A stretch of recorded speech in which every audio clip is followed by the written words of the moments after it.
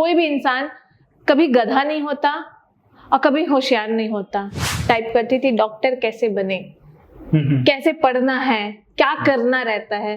तो ऐसे मुझे देखना पड़ता था। तो लोगों को लगता है कि यार ये तो अभी तक ऐसी नहीं थी, ये ऐसे कैसे हो गई।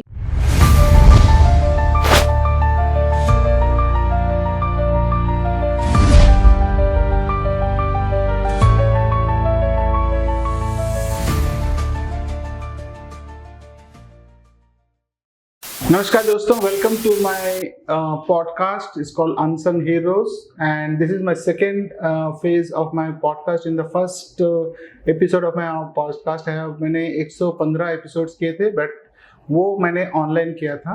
और ये वाला जो पॉडकास्ट है स्लाइटली डिफरेंट है इन द सेंस ये हम पॉडकास्ट स्टूडियो से कर रहे हैं। एंड मैं आपको बता दूं, और ये मैं लिबर्टी ले सकता हूं ये बोलने के लिए कि ये बिलासपुर का पहला पॉडकास्ट स्टूडियो है जहां से हम पॉडकास्ट कर रहे हैं। और इस पॉडकास्ट स्टूडियो में मेरे थोड़े से चेंजेस किया हूँ। सबसे पहले तो ये हमारा पॉडकास्ट स्टूडियो के थ्रू हो रहा है। Second change what we have done is unsung heroes, जो मेरा पहला सीरीज में था, now it is become unsung heroes legends in spotlight. That means अब जो हम अनसंग हीरोज को सेलेक्ट करेंगे वो पर्टिकुलर क्यूआर्स के थ्रू सेलेक्ट करेंगे, मैं और मेरी टीम। और जो भी इसको क्यूआर्स को मीट करता है, they only will come on to my platform for the unsung heroes, basically to raise the standards and to make the legends in making to bring on to my podcast. So these are the two changes what we have done, and mostly ये वाला जो मेरा unsung heroes का series होगा ये podcast studio से होगा, but there may be few cases where the guests are not able to come to Bilaspur if they are far off. Then in that case I will go live on Zoom पहले जैसे करते थे। इसके अलावा मैं चूँकि मैं एक माइंड पे काम करता हूँ और माइंड सबकॉन्शियस माइंड को रीप्रोग्रामिंग करता हूँ। सो मेरा जो पॉडकास्ट का जो यूएसपी है या फिर जो कोर है, that is on mental health. And as we know, mental health is a challenge today, and 80 to 90% of the people are suffering from mental health. So mental health will be my core. So anybody, any legend, be it a sportsman, be it a actor, or be it a student or academician, everybody passes through this mental challenge, and addressing this mental challenge is a social taboo as such. So इस पे मैं थोड़ा सा अपना जो भी guest आएंगे उनको मेंटल हेल्थ के बारे में बात करूंगा। So staying on that, coming to today's podcast, आज के जो पॉडकास्ट है, जैसे कि मैं बोला कि मेरा कोर जो है मेंटल हेल्थ है, और मेंटल हेल्थ के बारे में डॉक्टर से बेहतर कौन जान पाएगा। सो इसीलिए मैंने आज ये यंग डॉक्टर को मैंने अपने पॉडकास्ट में बुलाया है। और young doctor in the sense she is very fresh and she has just passed out and she is practicing and she is in a good place in Chhattisgarh. She is working in AIIMS as a gynecologist. So मैंने सोचा कि why not bring her onto my platform and ask her about her journey and also about the mental health, how it's going to impact the ladies. So with that, I welcome my guest, Akanksha Sahu. Welcome to my Dr. Akanksha Sahu. Sorry. Welcome to my podcast. And yes. Thank you so much, sir, for inviting me. So Akanksha, let's start. But before start, let my viewers know as to how was your childhood? Where did you study? क्या कहाँ पे पढ़ाई किया? क्या parents, कितना बड़ी family है? थोड़ा सा just to know you. Sir actually sir मैं जब हुई थी तब मैं हिंदी मीडियम स्कूल में गई थी, और मैं टिपिकल एक हिंदी मीडियम स्कूल की पढ़ी हुई थी, जहाँ सरस्वती शिशु मंदिर आप सबने सुना होगा, बगल में ही सरस्वती शिशु मंदिर तिलक नगर है, वैसे एक अशोक नगर भी है, वहाँ पे बिलासपुर में रहे। मेरी पूरी पढ़ाई 12th तक बिलासपुर में हुई है। स्टार्टिंग में मैं हिंदी मीडियम में थी। मम्मी पापा का बोलना था कि बहुत अच्छा पढ़ती है ये, मतलब मेरे रिपोर्ट कार्ड में प्रथम प्रथम प्रथम प्रथम, पूरे रिकॉर्ड प्रथम से भरा रहता था, ऐसा था।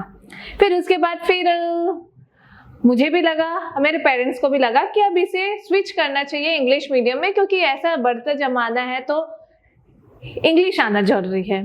फिर मुझे कम्प्लीटली हिंदी से एकदम इंग्लिश मीडियम में स्विच किया गया महर्षि विद्या मंदिर, जहाँ पे एक वर्ड बोलने का भी चार्ज लगता था, 5 रुपीज चार्जेस लगते थी। और मैं ऐसी रहती सर जो मुझे टिपिकल हिंदी मीडियम कि मैं आई गो टू टॉयलेट नहीं, मैं लघु शंका जा सकती हूँ क्या चार्ज जी, ऐसा है।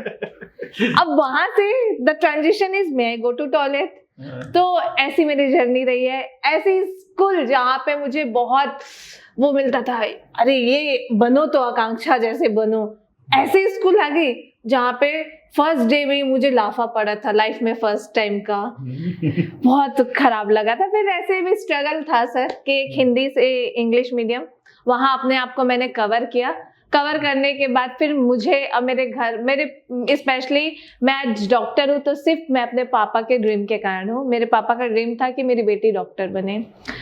स्टार्टिंग में ऐसा इन्वॉल्वमेंट था कि डॉक्टर बनना इज वेरी टफ, पता नहीं कहाँ बन पाएंगे कि नहीं, ऐसी थी जर्नी। लेकिन ऑल सबका समराइज मैं यही चीज बोलूंगी अपने लाइफ जर्नी का कि सिर्फ मेहनत, एक हार्ड वर्क जो होता है ना, वो आपके लाइफ को पूरा ट्रांजिशन कर सकता है, पूरी दुनिया बदल सकती है। और कोई भी इंसान कभी गधा नहीं होता और कभी होशियार नहीं होता। वो तब तक गधा है जब वो ना पढ़े, और तब तक होशियार है जब वो पढ़ते रहे। तो हमेशा हार्ड वर्क करना चाहिए, जुनून, डिसिप्लिन, कंसिस्टेंसी मेंटेन करना चाहिए। मैंने अपने लाइफ में यही किया। दूसरी बात चीज मैं जो हर जगह ये बोलती हूँ कि लाइफ में ना लॉयल रहना बहुत इंपॉर्टेंट है। आज मैं लॉयल्टी के कारण ही यहाँ हूँ। मुझे ऐसा लगता है कि कभी कोई रिलेशनशिप हो, कभी कोई रिलेटिव हो, फ्रेंड्स हो, किसी न किसी से आप कितने भी ईमानदार रहो, लॉयल रहो, धोखा खा सकते हो। लेकिन एक किताब है, उससे आप लॉयल रहोगे, ईमानदार रहोगे ना, तो वो किताब कभी धोखा नहीं देती है। अब मेरे साथ यही हुआ है। तो इस तरीके से सर फिर मैंने कोटा चले गई थी 12th के बाद। कोटा गई मैं, कोटा राजस्थान में 1 साल वहाँ रही। वहाँ मैंने पूरे नीट की तैयारी की। वहाँ के बाद फिर मुझे गवर्नमेंट मेडिकल कॉलेज मिल गया, मुझे सिलेक्शन हो गया था। सिलेक्शन का भी दिन मुझे बहुत अच्छे तरीके से याद है कि जिस दिन रिजल्ट आया था, उस दिन रात भर मैं मेरे फादर नहीं सोए थे खुशी के मारे। बहुत हाँ, मतलब एक डॉक्टर से डॉक्टर आकांक्षा वाला वो फेज मिला था ना मुझे। तो उसके बाद वहाँ ये हुआ, मेरे MBBS कंप्लीट हुई। उसके बाद फिर मुझे एक सपना अधूरा था कि मैं एम्स में जाऊं। मुझे UG के समय लगता था कि मुझे एम्स जाना है, लेकिन चूंकि उस समय नहीं हो पाया था तो मैंने बोला ये ड्रीम इनकम्प्लीट नहीं होगा। फिर मैं एम्स के लिए INI सेट की प्रिपरेशन की। साथ में मैं जब MBBS कर रही थी तब मैं 2nd 3rd ईयर से ही स्टार्ट कर दी थी। तब मैं राजनांदगांव मेडिकल कॉलेज से पढ़ी, जहाँ कोई भी उस समय नहीं थे इंस्टीट्यूट जो कि PG की प्रिपरेशन कराए।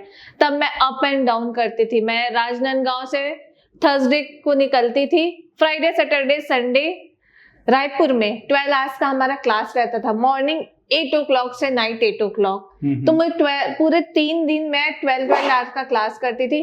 फिर देन जाके मंडे फिर से अपना कॉलेज ज्वाइन करती थी। तो इस तरीके से मैंने फोकस थी कि मुझे PG एम से करना है। तो ऐसे करते मैं INI सेट में हुआ, फिर मैं PG वहां से किया। So, 2 चीजें हैं। सबसे पहले तो आपने बोला हार्ड वर्क, ठीक है ना। हार्ड वर्क तो सभी करते हैं। हार्ड वर्क तो रिक्शा वाला भी करता है, कुली भी करता है, जिंदगी भर हार्ड वर्क करता है। तो hard work with smartness, one. Yes. And second, you need to have a focus. जैसे आपका फोकस था आपको डॉक्टर बनना है, so you total focus was on studies and to become a doctor. And कहीं ना कहीं आपके जो फादर का जो ड्रीम था वो deep inside your subconscious mind था कि मुझे डॉक्टर बनना है। हाँ सर। So ये 2 चीजें मायने रखता है। लोग जनरली हार्ड वर्क तो बहुत करते हैं, but smart work that is important sir, कि मेहनत तो हर कोई करता है, लेकिन जो स्मार्टली करता है वो जल्दी सीढ़ी चढ़ लेता है। बट फोकस होना, you also told about consistency. Consistency भी बहुत इंपॉर्टेंट है। जनरली हम क्या है कि सक्सेस के पाथ में बहुत सारे फेलियर्स आते हैं, 1 या 2 फेलियर के बाद लोग गिव अप कर देते हैं, बट ओनली वही सक्सेसफुल होते हैं। बट उनको ये पता नहीं रहता कि इस फेलियर के बाद ये almost reach 80% to their goal, but they give up. Yes, so that is also very important. तो आकांक्षा ये बताइए, डॉक्टर आकांक्षा कि डॉक्टर्स तो ये माना जाता है कि डॉक्टर्स का जो जर्नी होता है about studies, it's continuous for 10 years minimum. right? And they don't have any other life other than padhai and their patients and all. So you are a YouTuber also, and आपको social media में मैंने बहुत देखा है. So how come this? एक तो कैसे time निकालते हो कि आप यहाँ से YouTube के लिए, because YouTube वगैरह बनाने के लिए you need to have time. Yes, sir. Yeah, it takes a lot of time. And why is that? How this interest has developed? मतलब ये इंटरेस्ट कैसे आया आपका? सर जब मैं प्रिपरेशन कर रही थी ना, जब मुझे जैसे कि मुझे करना था, डॉक्टर बनना है, तो मेरे आसपास में कोई नहीं था डॉक्टर. तब मुझे ना कंप्यूटर सिस्टम होता था, उसमें मैं टाइप करती थी डॉक्टर कैसे बने, कैसे पढ़ना है, क्या करना रहता है. तो ऐसे मुझे देखना पड़ता था, सर्च करना पड़ता था, कोई आसपास नहीं होता था. मुझे कभी कभी इतना खराब लगता था कि काश कोई तो ऐसा इंसान मेरे सामने हो जिससे मैं सारे क्वेरीज पूछूं कि इसमें क्या करना है, कैसे करना है, क्या कर सकते हैं. बहुत सारे क्वेरीज रहते थे. एक वो चीज था, तो वहां से मेरे को लगा कि एजुकेशन के लिए काम करना है. दूसरी बात, जब मैं MBBS कर रहे थे, तो MBBS में फिर आती है फिर एक्सपोजर हमारे हॉस्पिटल के. उस समय हमारे रूरल पोस्टिंग भी लगती है, हॉस्पिटल में भी. इतने गांव से लोग आते थे, इतने गांव से, जो कि जब तक वो बेड में ना पड़े ना तब तक आते नहीं थे, और उस स्टेज में आते थे जिस स्टेज में हमें बचाना मुश्किल होता था. तब सिर्फ यही कमी हो जाती थी, क्या चीज की, सिर्फ अवेयरनेस की. अगर वो अवेयर होते कि स्टार्टिंग से ही अगर उनकी फैमिली में डायबिटीज की हिस्ट्री है, तो उनको शुरू से अब रेडी रहना है कि शुगर को ध्यान रखना है, अपना टेस्ट कराते रहना है, कंट्रोल वे पे रहना है. आपको भी मालूम है कि बीपी शुगर इतना प्रिवेलेंट, मोस्ट कॉमन हो चुका है कि जब तक कॉम्प्लिकेट ना हो तब तक पेशेंट को पता नहीं चलता है, कुछ भी नहीं पता चलता है. अब वो कॉम्प्लिकेशन आता है तब बचना मुश्किल हो जाता है. तो यही चीज है कि हमें अवेयर रहना. बहुत सारे अल्कोहल, बहुत सारी ऐसी महिलाएं आती थी अब की बस मेरे पति को बचा लो, बस बचा लो. तो मैं बोली ये तो तुमको परेशान करता, हाँ ये मेरे को रोज मारता है, पीटता है, जो भी है, ड्रिंक करके करता है, लेकिन अब बचा लो. फिर वहां से मुझे लगा मुझे एजुकेशन पे भी वर्क करना है, मुझे हेल्थ पे भी वर्क करना है, मुझे डी एडिक्शन पे भी वर्क करना है. तो मेरा मेन प्राइमरी गोल पूरा इसी पे फोकस्ड है. मैं अभी विलेजेस में, गांव में जा जाके अभी तक मैंने टोटल 140 विलेजेस हो गए रूरल एरियाज में, जहाँ मैंने हेल्थ कैंप, करियर गाइडेंस का काम किया हुआ है. हाँ, और सेकेंड थिंग कि मुझे हमेशा ऐसा लगता है, मतलब जो मैं फील की हूँ, कि मेरे सामने अगर किसी को अप्रिसिएशन मिलता है ना, तो मुझे बहुत लगता है यार ये टॉपर बनी है, काश वहां पे मुझे भी ये सर्टिफिकेट मिले. तो फिर वो सोचती थी मैं हमेशा. मैं MBBS भी जस्ट सर मैं गई, एंटर की थी, तब मैं जस्ट एंटर की थी, तब एक सेरेमनी था जिसमें मेरे सीनियर्स को गोल्ड मेडल मिला जा रहा था. बोली यार इसको मिल रहा है, मुझे क्यों नहीं, मैं भी करूंगी. फिर मैंने फर्स्ट ईयर में ही गोल्ड मेडल लगा दिया अपना. हाँ, फिर ऐसे मेरा थर्ड ईयर में मेरा गोल्ड मेडल लगा हुआ है. मैं टॉपर भी रही हूँ. तो हमेशा मुझे ये लगता था कि वो हो रहा है, तो इसलिए फिर मैंने ये भी काम चालू किया कि मैं गांव में जाके वहां पे मैं ये रखती हूँ कि जो टॉपर है, जो इतना 90% से या 85% से है, वो आप आओ अपने पेरेंट्स के साथ आओ. प्रॉपर मैं उनको उनके साथ सर्टिफिकेट, मेडल प्रोवाइड करती हूँ, ताकि बाकी भी सबको देख के लगे सर मोटिवेशन मिले कि यार हमें भी हो करके. तो हाँ, मेरे जैसा कोई तो होगा. हाँ, जो मोटिवेट. हाँ, तो एक तरीके से ये ग्राउंड वर्क वाले. फिर आई बात सोशल वर्क के बाद, मतलब सोशल लाइफ के बारे में. सर मुझे ऐसा लगता है ना कि ग्राउंड वर्क में जाना एक डॉक्टर के लिए बहुत टफ होता है. बहुत टाइम निकालना पड़ता है, बहुत. मतलब मैं लिटरली सर, मैं नाइट ड्यूटी करती हूँ. नाइट ड्यूटी के बाद जो रेस्ट का टाइम मिलता है हमें कि आप अब जाके सो सकते हो, मैं उस टाइम में सोए बिना मैं सीधा जाके मैं ग्राउंड में लग जाती हूँ कि मुझे ये काम करना है. फिर मैं सीधा 2 दिन के बाद सोती हूँ. I know I am doing wrong with my health, लेकिन मुझे ऐसा लगता है कि काश थोड़ा सा यहाँ पे मैं दे देती हूँ इनपुट. मेरा एक के कारण हो सकता है कई लाखों का चीजें ठीक हो जाए. तो ऐसे मैंने कट करना चालू किया कि आज मैं सुबह उठती हूँ तो मैं अपना एक प्रॉपर स्केड्यूल करती हूँ कि मुझे आज ये काम करना है, इस वीक में ये काम करना है, तो वो स्केड्यूल बनाना बहुत इंपॉर्टेंट होता है।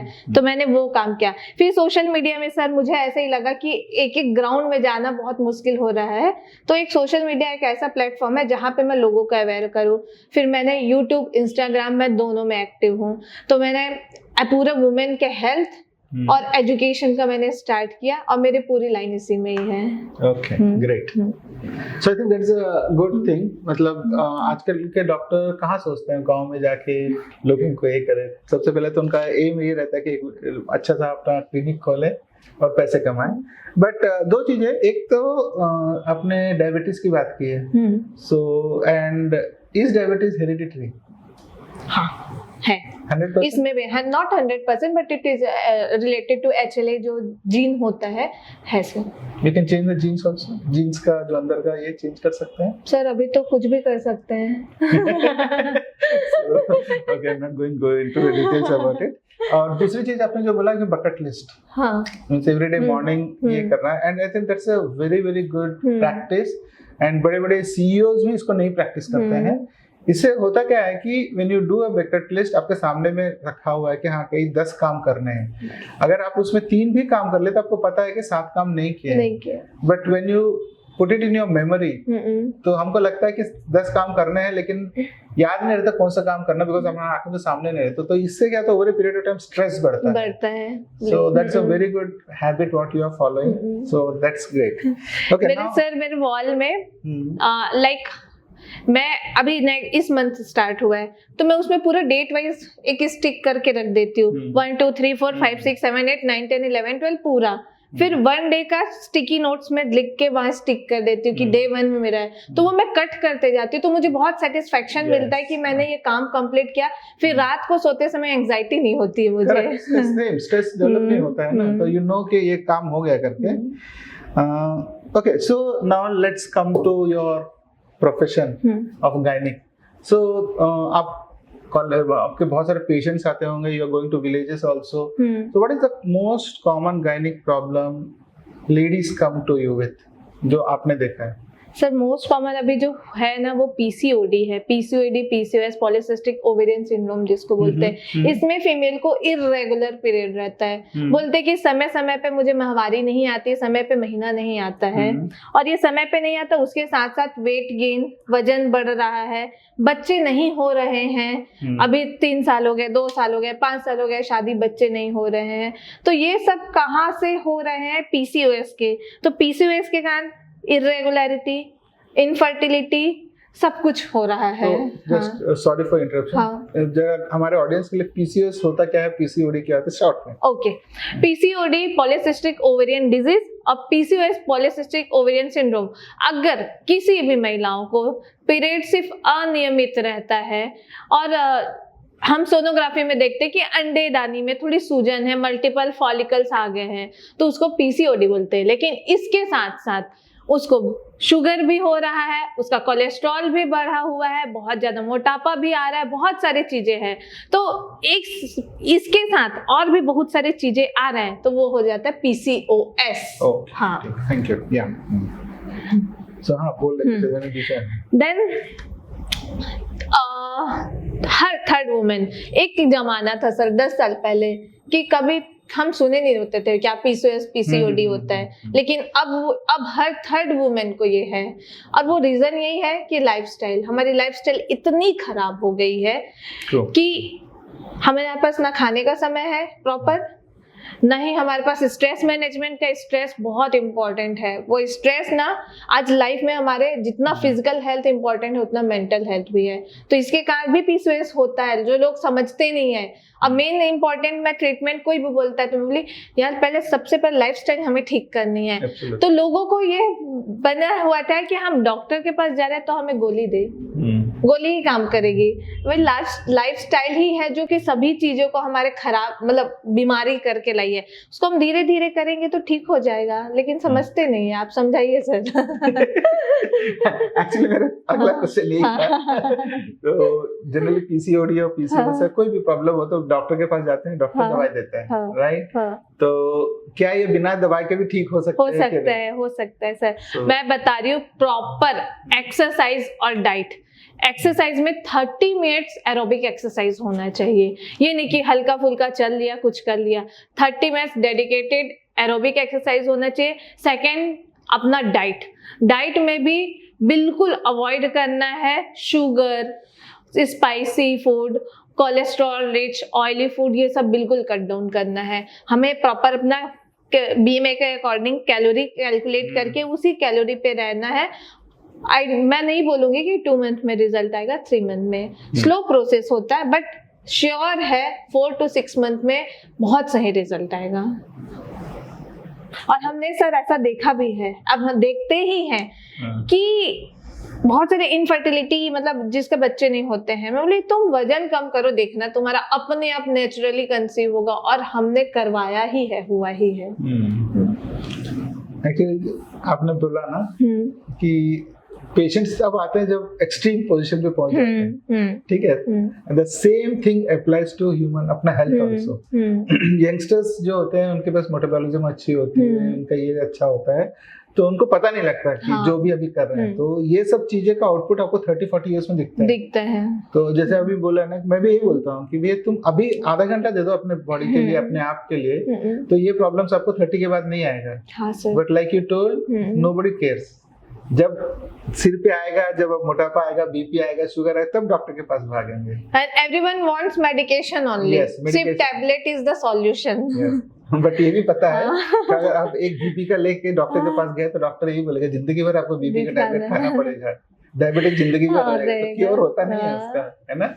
So yeah that is a problem with people. So मैं अभी भी बोल रहा हूँ, डॉक्टर भी मेरे साथ में है, तो I am just urging youngsters who are in your 20s and 30s कि आप अपने आप के लिए दिन में आधा घंटा 30 minutes to 40 minutes दीजिए, and I can assure you that when you are 30s and 40s you will not have any disease, you will be disease free, that's all। because अभी आपने नेग्लेक्ट करोगे तो आपका इसका इम्पैक्ट आपको 10 years के बाद में दिखेगा, अभी नहीं दिखेगा। Right? Yes. Yes, I have to take your confirmation because I'm doctor। Okay, now sir यही लाइफस्टाइल के कारण अभी आप देख रहे होंगे कि कितना, मतलब लाइक आप लोग के लैंग्वेज में, मतलब बाकियों के लैंग्वेज में हार्ट अटैक बोलते हैं, जो कि हमारे लैंग्वेज में उसे मायोकार्डियल इन्फेक्शन बोलते हैं। ब्लॉकेज हो जाना, मतलब जो नसें जाती है हार्ट के, वो ब्लॉकेज और फिर खत्म। अब ऐसे भी हो गए कि 24 के एज में, 25 के एज में, 28 के एज में, अदरवाइज एक एरा था जब 50 के एज में ऐसा हार्ट अटैक सोचते थे। डायबिटीज वगैरह भी 50 के बाद आता था। हाँ, लेकिन अभी हमारी लाइफस्टाइल और फूड भी इतना एडिटिव, इतना पेस्टिसाइड्स, कुछ भी चीज ऑर्गेनिक नहीं है। एब्सोल्युटली। और या दैट इज ट्रू। आप कुछ भी खाओगे मार्केट में, कुछ भी लोगे, एक तो आपके पास आजकल के यंगस्टर्स प्रोसेस्ड फूड के ऊपर जाते हैं। हाँ। So processed food में our human body is not able to digest that, it doesn't accept it. But then वो इसका impact कोलेस्ट्रॉल वगैरह बढ़ता है, आर्टरीज ब्लॉक होते हैं, तो हार्ट अटैक आता है। So these are all known. I think most of the people know it also. Yeah. In spite of that, वो जो थोड़ा सा टेस्ट होता है ना टंग का, हाँ, उसको नहीं कंट्रोल कर पाते हैं। That is the problem. Because उसके बाद तो सब कुछ वही एक ही बात है। But yeah, that is so yeah, good. So Dr. Akanksha, क्या gynaec problems can lead to hormonal imbalances? हाँ सर। एंड अगर हार्मोनल इम्बैलेंस होता है तो फिर किस तरह से इम्पैक्ट करता है अपने नॉर्मल लाइफ? सर एब्सोल्युटली, एक हम वुमेन, हमारे लिए सबसे जो इम्पोर्टेंट है, हमारा पूरा मेंटेन करके रखा है, दैट इज हार्मोन, जो कि होता है एस्ट्रोजन होता है, दूसरा प्रोजेस्टेरोन होता है। हमारी पूरी चीजें इसी के ऊपर डिपेंड कर रही है, और इसी के ऊपर हमारा मूड भी बहुत डिपेंड करता है। लाइक आप कल सुने होंगे सर कि PMS, प्रीमेंस्ट्रुअल सिंड्रोम, उस समय, या कभी भी रील्स देखे होंगे या यूट्यूब में देखे होंगे कि मेरा मूड बहुत स्विंग होते रहता है। मैं तो कई बार, जैसे कि अभी की यंगस्टर्स लड़कियां बोलती है, मैं तो कई बार ब्रेकअप हर महीने में ब्रेकअप होता है मेरा। कोई बोलते है कि एज लाइक मेनोपॉज के टाइम वाली बातें कर रही हूँ कि यार ये इसकी मम्मी बहुत ज्यादा चिड़चिड़ करने लगी है, यार ये सर है उनका एज, मैम है इनका एज 40 हो गया है, 45 हो गया, अब मैम बहुत ज्यादा चिड़चिड़, पहले ये कितनी काम थी मैम, अब इतना चिड़चिड़ी हो गई है। It's all depend on our hormone. हमारे हार्मोन एक एस्ट्रोजन प्रोजेस्टेरोन होता है, जैसे कि हमारे पूरे मेंस्ट्रुअल साइकिल पीरियड होता है उसको कंट्रोल करके रखे रहता है। अगर अभी मैं यंग हूँ, मैं रिप्रोडक्टिव एज में हूँ, जब तक हमें मेंसेस आते हैं तब तक एस्ट्रोजन जो हार्मोन्स होते हैं वो बहुत एक्टिव होते हैं, एस्ट्रोजन प्रोजेस्टेरोन।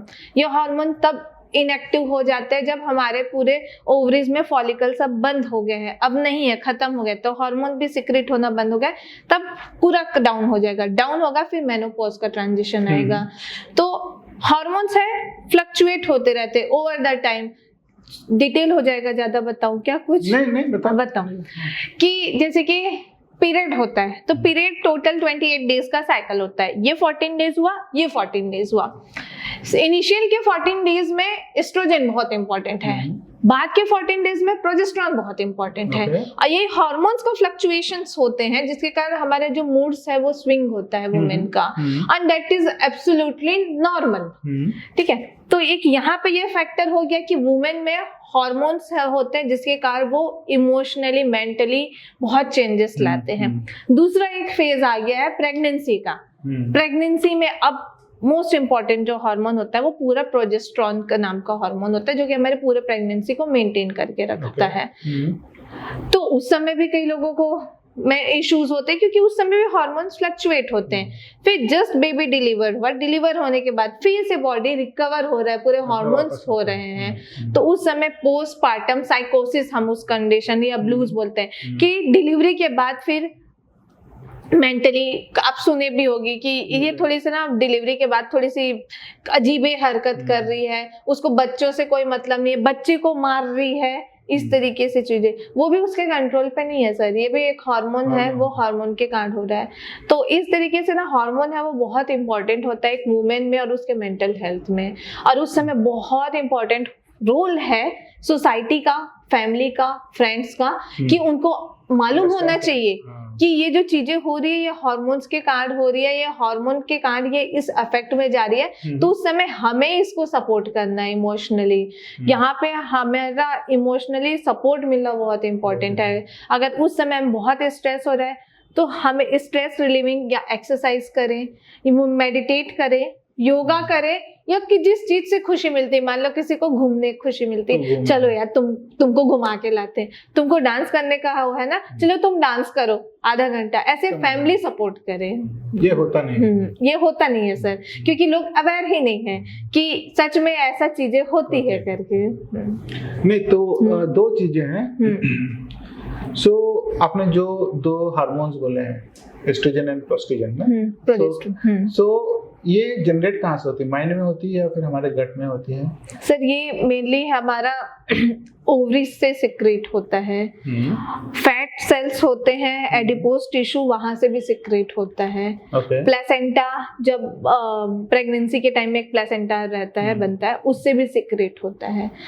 सारे हार्मोन का सेंट्रल ब्रेन है, पूरे ब्रेन ही है जो सारे हमारे बॉडी का सेंटर है, तो वो ब्रेन ही है जो वहां से GnRH, FSH, ये दो और हार्मोन्स होते हैं वो ट्रिगर करते हैं, तो यहाँ पे वो स्टिमुलेट करते तो बनते, वो काफी डिटेल हो जाएगा। नहीं मैं इसलिए पूछ रहा था बिकॉज मैंने कहीं ना कहीं पढ़ा है कि हमारा गट को भी call it as a second brain, it plays an important role as well as the gut, because there is a vagus nerve which connects हम ब्रेन को और हमारे गट को। ठीक है, so yeah and this is the communication channel between अपना brain and organs, and so it's a two way communication, afferent messages and different, so that's the reason why I am asking की होता। तो मेरा next question ये है कि if you are able to, अगर lifestyle during the pregnancy अगर lifestyle change कर ले, खाने पीने का वो स्टाइल चेंज कर ले, अपने गट को वो लोग अगर स्ट्रांग कर ले, तो ये हार्मोनल इम्बैलेंस कम हो सकता है? कुछ हद तक हो सकता है सर, क्योंकि हम अपने लाइफस्टाइल अच्छे से रखेंगे तो जो एक उसका सर्काडियन साइकिल है वो मेंटेन रहेगा। ठीक है, तो हार्मोन भी सिक्रीट होते हैं, सारे हार्मोन के कभी एक लेवल भी होता है कॉर्टिसोल का कि इस नाइट टाइम में ये ज्यादा है कि इस डे टाइम में ज्यादा है, वो होता है। तो हम अपना लाइफस्टाइल सही मेंटेन रखेंगे, इमोशनल सपोर्ट रखेंगे, खाना पीना डाइट अच्छे से मेंटेन रखेंगे, एक्सरसाइज करेंगे तो सारे मेंटेन होंगे सर। मेडिटेट करेंगे, योगा करेंगे, खुश रहना इज वेरी इंपॉर्टेंट। तो जो भी वे हो अपने आप को एक फ्रेश रखना है। सो बहुत इम्पोर्टेंट इश्यू है जो डॉक्टर आकांक्षा ने बताया कि when you are in pregnancy period में या पोस्ट प्रेगनेंसी पीरियड में, एक तो family members to support her and then second is you need to change your lifestyles, because जितना आप लाइफस्टाइल चेंज करोगे, जितना सिंपल लिविंग करोगे, आपकी प्रेगनेंसी उतनी ही स्मूथ होगी एंड आफ्टर प्रेगनेंसी के जो इम्पैक्ट्स होंगे वो लेस होंगे। Yes sir, absolutely. सो कहीं ना कहीं आई थिंक यही कारण है कि रिलेशनशिप्स भी खराब हो जाते हैं। हाँ sir, it impacts the relationship also and over a period of time I think diseases भी आने लगती हैं उन लेडीज में। Am I correct? Yes sir. So थोड़ा सा उसके बारे में बताओ। हाँ, जैसे कि एक एग्जांपल मैं देती हूँ कि अभी तक तो सब सही चल रहा है, लेकिन अब हार्मोन्स है जो हमारे शरीर की थोड़े फ्लक्चुएट्स होने चालू हुए हैं। तो लोगों को लगता है कि यार ये तो अभी तक ऐसी नहीं थी, ये ऐसी कैसे हो गई, ये इतनी चिड़चिड़ी हो गई है, इतना बात बात पे टेंट्रम दिखाती है, ये सब कर रही है। तो वहां पे दोनों के बीच में क्लैशेस आना चालू हो जाते हैं। तो वो क्लैशेस आना चालू हो जाते कि ऐसे कैसे ड्रास्टिकली ये चीजें हो रही है करके। तो फिर वहां से रिलेशनशिप मतलब खराब होना चालू हो जाता है सर। और सर मैं एक चीज बता रही हूँ कि स्ट्रेस जो है ना, वो मेंटली के साथ साथ फिजिकली हेल्थ को भी खराब करता है। आप मैं बीच में एक रील देख रही, मतलब यूट्यूब इंस्टाग्राम देखती हूँ, तो उसमें कि एक फीमेल थी, वो बोलती है मैं बिल्कुल स्ट्रेस नहीं लेती हूँ। तो उसकी जो फ्रेंड थी वो बोलती है तुम क्यों स्ट्रेस नहीं लेती हो? अरे स्ट्रेस लेने से मेरी स्किन खराब हो जाता है। तो मतलब सर ये है कि हम जितने स्ट्रेस लेते हैं ना, हमारे एक एक ऑर्गन्स, बॉडी सब खराब होते हैं। तो वो हेल्थ खराब होता ही होता है। लोगों को लगता है कि हम इतना टेंशन ले रहे हैं तो ठीक है ना, बस मेंटली चीजें खराब हो रही है। वो उसी को एक टाइप ए डिसऑर्डर भी होता है, मतलब पर्सनालिटी होती है टाइप ए पर्सनालिटी, जो एंजाइटी ज्यादा लेते हैं। वैसे लोग मोर प्रोन रहते हैं हार्ट डिजीज के लिए, उनको बहुत ज्यादा दिल की बीमारियां, बीपी वगैरह बढ़ने के चांसेस होते हैं। तो ये चीजें हैं सर कि वो एक दूसरे से ही कनेक्टेड है। ट्रू, बिकॉज हमारी जो माइंड एंड हमारा body are two parts of the same system. So हम जनरली देखते भी हैं, अगर आदमी का मूड खराब है तो उसकी बॉडी लैंग्वेज, उसका वर्ड्स जो यूज करता है, लैंग्वेज पूरा चेंज हो जाता है। So they are all connected together and mind अगर रिलेशनशिप खराब है, स्ट्रेस डेवलप होता है, then over a period of time जब स्ट्रेस बहुत सालों तक हमारे साथ में रहता है तो स्टार्ट्स हमारे एजिंग तो खैर स्किन टाइट नहीं सर, इससे भी एजिंग है। एंटी एजिंग का जो सबसे बड़ा सीक्रेट है, don't take stress. Right, so your skin will be tight, and so that's why I started a course also on anti-aging.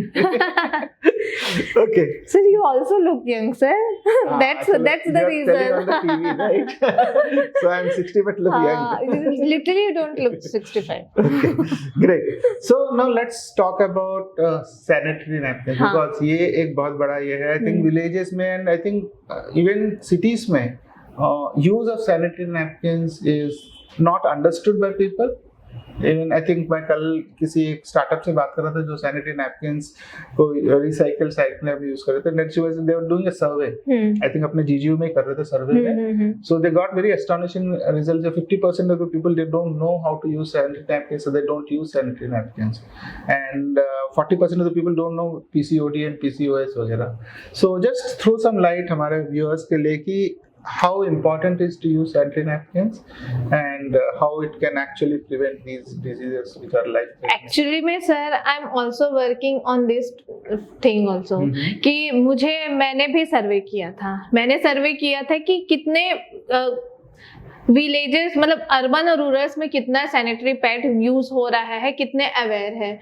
मुझे लिटरली ये भी मुझे मैं प्री डिसाइडेड थॉट में थी कि अर्बन एरियाज में सैनिटरी पैड बहुत यूज होता होगा, मतलब बहुत ही कम होंगे, मुश्किल से 2 to 5% जो कि नहीं यूज करते होंगे। बट मैंने जो जितना अपना सैंपल साइज लिया था उस हिसाब से सर अर्बन एरियाज में भी मुझे सिर्फ सेटिस्फैक्ट्री जो डेटा मिले थे वो सिर्फ मिले थे 65%। सिर्फ 65% वुमेन है जो इतनी एजुकेटेड अवेयर है, इवन दो वो बस इतने ही पैड यूज करी, बाकी लोग क्लोथ यूज कर रहे हैं। और अर्बन एरियाज की तो हालत ही बहुत खराब है। मैं हर किसी से, मेरे पास हर वुमेन आती, हर किसी से मेरा ये क्वेश्चन रहता है, तुम कितना पैड यूज करती हो? हर बोलते हैं पैड नहीं करो मैडम, मैं कपड़ा पहनता हूँ। बोले कपड़ा क्यों पहनते? बने लगते कपड़ा है, पैड है मजा नहीं आए, मतलब अच्छा नहीं लगे,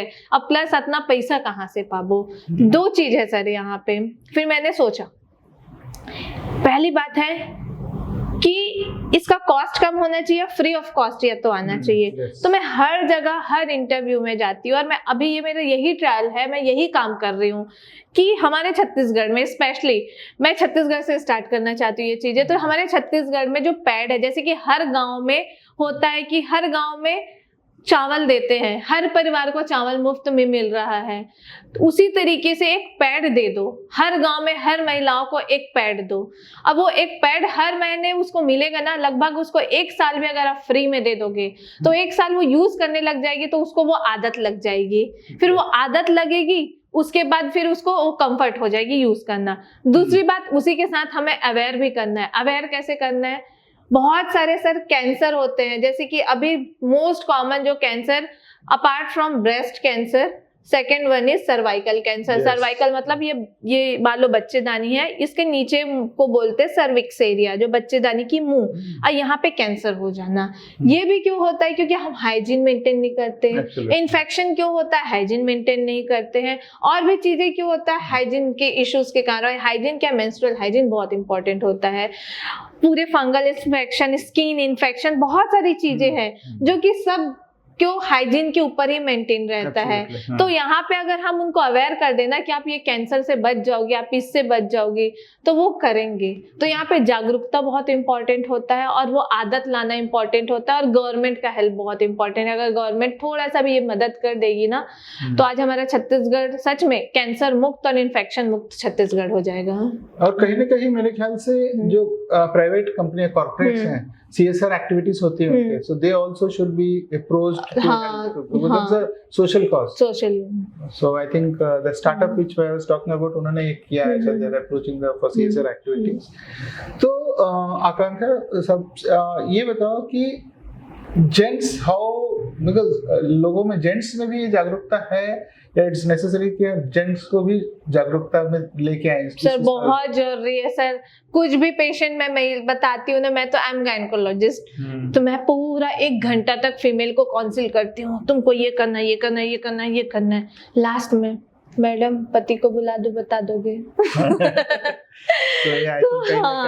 तो यहाँ पे बहुत इम्पोर्टेंट होता है सर। अभी भी हमें उतने ही फीमेल की जितना मेल भी बहुत इंपॉर्टेंट है, उनका अवेयर रहना बहुत इंपॉर्टेंट। इनफैक्ट मेल का अवेयर रहना बहुत इंपॉर्टेंट है, क्योंकि अगर वो अवेयर है ना तो बहुत अच्छे से चीजें चले। क्योंकि फीमेल एक ऐसी होती है ना सर कि वो सबका ध्यान रखेगी, पूरी फैमिली का ध्यान रखेगी। लास्ट प्रायोरिटी, लिस्ट प्रायोरिटी अपना खुद का रहता है। तो अगर हस्बैंड मैन वो साथ दे देना तो अच्छा होगा, काफी अच्छा होगा। Because I think this is some aspect, this is one aspect which कहना पड़ेगा, क्योंकि हम हर समय लेडीज हाँ एग्जैक्टली, जेंट्स को भी अवेयर करना ये एक इम्पोर्टेंट पॉइंट है, बिकॉज बैक एंड तो वही है सच में, है ना। सो या okay, so what we have discussed is, एक तो आपका गायनेक का जो प्रॉब्लम है वो तो लेडीज का है, but gents also equally important है। And the gynaec problem can be reduced to a great extent अगर हम अपनी लाइफस्टाइल को चेंज कर लें, spend some time for exercising, do some meditation, mindful exercises, कुछ मेडिटेशन करो, अपनी ईटिंग हैबिट्स को चेंज करो, अपने स्लीप पैटर्न्स को चेंज करो. When you do all this, I think to some extent you will get lot of relief. Lots.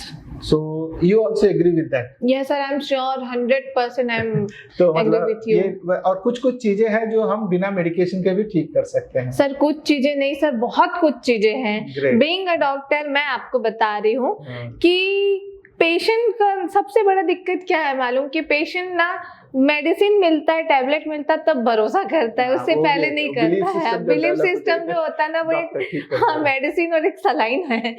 तो ये थोड़ा सा चेंजेस लाना है, मैं कोशिश कर रही हूँ चेंज लाने की, कि काउंसलिंग पार्ट मैं ज्यादा करती हूँ, कि मेरे अगर मैं मेडिसिन दे रही हूँ तो मैं 10 मिनट तो मुंह से बोलूँ, कि मेरे मुंह से एक्चुअल में ऐसा होता है. पेशेंट्स मुझे ये चीज बोलते हैं कि मैडम हमारे ना 50% चीज ना आपके मुंह से बोलने से ठीक होता है. तो ये चीज मैं अभी भी, मैं बीइंग अ यंग डॉक्टर तो मैं ये कर रही हूँ. मैं आगे यही मैसेज देना चाहूंगी, आगे यंगस्टर्स जो मेरे जूनियर्स आ रहे हैं, कि जितना हो सके वोकल रहो और पेशेंट्स की बात समझो, उसका ट्रस्ट जनरेट करो और काउंसिल करो. मेडिसिन हर कोई लिखता है, काउंसलिंग हर कोई अच्छे से नहीं करता है. अगर ये पार्ट करोगे ना तो पेशेंट बहुत अच्छे से डील होगा और पेशेंट की भलाई होगी और आपकी भी होगी. तो ये बहुत अच्छी बात है. एक्चुअली बोलते हैं ना डॉक्टर, जब पेशेंट आता है आपके पास, दे कम विद अ बिलीफ कि एक होना है, और 50% ऑफ द प्रॉब्लम उनका तभी सॉर्ट आउट हो जाता है जब पेशेंट डॉक्टर जो है हंसी से बात कर ले, उनसे उनकी बात को सुन ले, उनके बात तो 50% तो ऐसे प्रॉब्लम सॉल्व हो. उसके बाद आप कुछ भी दवाई दे दो, पानी भी दे दो तो ठीक हो जाएगा. प्लेसिबो इफेक्ट लिटरली है. it works. प्लेसिबो इफेक्ट है. So that is great. I think with that most of the thing मैं आपको बता दूं, I'm telling in this thing, 2 patients, जो one lady, she was having a fibroid and she was suffering with that for last 15 years. Okay. And another lady, young girl है, अपनी जीजू की है, she was also having a fibroid and doctor medication कर रही थी, she was getting problems in this thing. ये दोनों को मैंने almost 80% 90% क्योर कर दिया. How? Through dynamic hypnotherapy. I make audios and give. They have to listen to those audios, and then those audios go to the subconscious mind and rewire it, and then regenerate those genes and those hormones. And they have it. So without medication also they can be cured. I will read it about, sir. So, I have never heard about this, so but I will. I'll get the audios also from them. Okay. The testimonials also from them. So yeah, great, Akanksha. One last advice जो आप देना चाहोगे आपके youngsters को, especially from the gynec point of view, and that is as per the gynec जो आपको healthy habits को ये करना है. One. Second thing is youngsters who are preparing for NEET examination, who wants to doctors, who want to be successful in life, उनको 2 advices चाहिए हमारे. हाँ, उससे पहले मैं एक सजेशन जरूर दूंगी, बोलूंगी कि हाँ, कुछ भी प्रॉब्लम होता है उसके लिए मैं ये बोल रही हूँ कि लाइफस्टाइल इंपॉर्टेंट है. हाँ वो तो करना ही है, लेकिन अपने से नहीं करना है कुछ भी चीजें. हमेशा कुछ भी प्रॉब्लम हो रहा है, आप प्रॉपर चैनल के थ्रू प्रॉपर डॉक्टर के पास जाओगे, वहां पे डॉक्टर आपको बताएगी कि कैसे लाइफस्टाइल को रखना है, क्या मेडिकेशन है, क्या नहीं है. अपने से खुद से गूगल बाबा नहीं बनना है, ना ही यूट्यूब इंस्टाग्राम देख के अपना खुद से ट्रीटमेंट करना है. ये बिल्कुल गलत बात है, ये नहीं ध्यान करना है. मतलब मैं ये चीज बोल रही हूँ सर कि ये चीज ध्यान रखना. इसका मतलब ये नहीं कि मेडिसिन का कोई रोल नहीं है. पहले हम ये जाएंगे, इससे ठीक नहीं होगा तो हम मेडिसिन पे आएंगे. वो हमारी रिस्पॉन्सिबिलिटी, वो हमें देखता है. बीइंग अ डॉक्टर हमें देखना है कि हमें क्या करनी है. ये एक बात हो गई. सेकंड वन, कि आजकल के यंगस्टर्स को आप लाइफस्टाइल की मैसेज की बात करते हैं, मैं यही बोलूंगी कि सबसे इम्पोर्टेंट जो होता है अभी स्लीप है. स्लीप ही सबसे खराब है आजकल के यंगस्टर्स की. क्यों खराब है? Because of phone only. एक फोन है, मोबाइल, एक रील देखना चालू किया, 15 मिनट के लिए देखूंगी, वो 15 मिनट कब रात के 3 बज जाए पता नहीं चलता है. तो सबसे इम्पोर्टेंट है कि अपने स्क्रीन टाइम देखना, मेंटेन रखना, कि प्रॉपर मेरे को 12 बजे सोना है तो सोना ही है, 12 से 7 सोना है तो सोना ही है. 7 घंटे की एक स्लीप होनी ही चाहिए. दूसरी बात, सुबह उठो तो खाली पेट पानी जरूर पियो, गुनगुना पानी, वार्म वाटर, या तो नींबू डाल के लेमन वाटर पियो. क्यों? गट हेल्थ बहुत इंपॉर्टेंट है, डिटॉक्सिफाई करता है जितने भी, तो वो करना चाहिए. अच्छे मॉर्निंग फ्रेश एक्सरसाइज से करो, 30 मिनट्स हो रहा है तो गुड, एक्सरसाइज करो।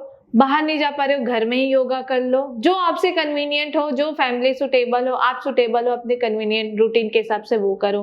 खाना सही होना चाहिए, ग्रीन लीफी वेजिटेबल ऐड होना चाहिए, फ्रूट्स ऐड होना चाहिए।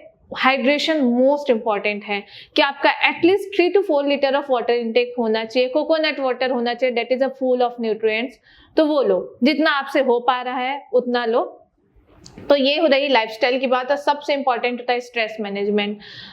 ज्यादा स्ट्रेस होता है तो प्लीज आप कंसल्ट करो साइकेट्रिस्ट के पास। ये बात बिल्कुल गलत बात है कि साइकेट्रिस्ट मतलब पागलों के डॉक्टर, मैं पागल है तभी डॉक्टर के पास जा रहे, ऐसे बिल्कुल भी नहीं है। जितना एक फीवर के लिए आप डॉक्टर के पास जाते हो ना, खांसी सर्दी के लिए जाते हो, वैसे ये भी एक चीज है कि मन अच्छा नहीं लगना, वो भी नॉर्मली है। सर्दी खांसी बुखार जैसे मन नहीं लगना अच्छा, तो वो भी उनके डॉक्टर के पास आप जाओ। और एक्सरसाइज, योगा, मेडिटेशन, बहुत सारी चीजें आती हैं, तो वो सब में ध्यान रखो, अपने स्ट्रेस को मैनेज करो, खुश रहो। खुश रहोगे तो सारी चीजें अच्छी होंगी। यही मैं यंगस्टर्स के लिए यही बोलूंगी सर। अब एजुकेशन की बात आती है तो वहां तो मैं बिल्कुल नहीं रुकती हूँ, क्योंकि आज मैं जो भी हूँ सिर्फ उसी बदौलत हूँ। लाइफ में ना गोल रखना बहुत इंपॉर्टेंट है। अब गोल 10 गोल नहीं होना चाहिए, सिर्फ एक गोल होना चाहिए, क्योंकि हम एक गोल रहेगा ना तो हम उसके ऊपर एकदम 100% एफर्ट देते हैं। तब लगता है कि जो भी है सिर्फ यही है, मुझे इसी पे काम करना है।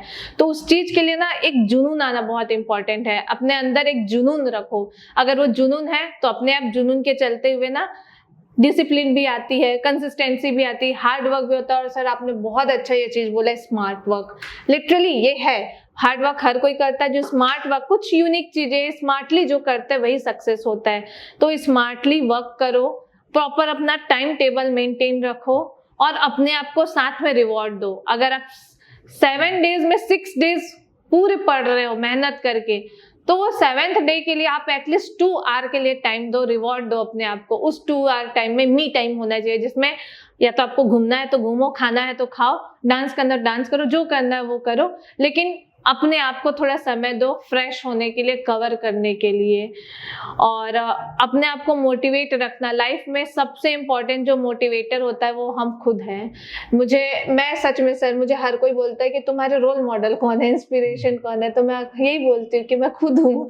क्योंकि सर मुझे ना हमेशा से यही इमेज आया है कि मैं ऐसी बनूं, मुझे ऐसे बनना है। तो मैं वो इमेजिनेशन, अपनी पर्सनालिटी है ना, उससे मैं इंस्पायर होके मैं वो काम करती हूँ। तो खुद ही आप बिगेस्ट मोटिवेटर हो, तो अपने आप से मोटिवेट होते रहो, मोटिवेट करो, जहां गिर रहे हो उठो। तो 2-3 चीजें मैं before summing up I just sum up the whole episode. So सबसे पहले तो इन्होंने बोला कि खुद रोल मॉडल बनो, because you have to love yourself before you love others, because everything हमारे लाइफ में इनसाइड आउट होता है, आउटसाइड इन नहीं होता है। So you have to love yourself. जैसे डॉक्टर आकांक्षा ने बोला है कि once you love yourself you will start loving others also, and you will have that positive aura around you, and people you will attract the people. That is one. Second thing, you need to have patience and perseverance. ये 2 चीजें बहुत important है life में अगर successful होना है तो। और तीसरी चीज जो उन्होंने बोला कि फोकस, आपका एक ही गोल होना चाहिए। बिकॉज आपने बहुत कॉर्पोरेट में जब काम करते हो तो आपको बहुत लोग बोलेंगे मल्टीटास्किंग, बिकॉज बट हमारा जो mind is not meant for multitasking. हमारे जो एनर्जी लेवल होता है वो सेम होता है। जब आप मल्टीटास्किंग करते हो तो आपका एनर्जी डाइवर्सिफाई होता है। बट अगर आपका फोकस एक गोल पे होगा तो आपका पूरा एनर्जी उसी गोल पे होगा, and then your output will be more and you will be more efficient. जिस तरह से हमारे सामने डॉक्टर आकांक्षा है, उनका एक ही फोकस था and she has been working on it, and you can see where she is today. So always focus on one goal, and yes, you have to change your lifestyle. थोड़ा lifestyle change करो, दिन में half an hour आप अपने आप के लिए दो, and then you see how your life will get transformed. And the last important thing, mental health plays a very, very important role in your life. If you are mentally strong, mentally fit, then that will reflect on your physical body also. And most of the diseases actually can be cured by using these yoga, meditation, and hypnotic command, जो NLP and neuro linguistic programming and HUNA technique जो हम करते हैं. So this is also very, very important. So yes, Dr. Akanksha, thank you so much कि आपने ये confirm कर दिया कि you can actually cure diseases without medication also. So I wanted to hear that from you, and thank you so much for being there on my podcast. And I hope कि ये वाला जो podcast है बहुत valuable है, and जो लोग इसको देखेंगे they will be inspired by you, of course, and they will learn a lot from you. Thank you so much. Thank you so much, sir, for having me. So it was fun talking to you. Thank you. Hmm.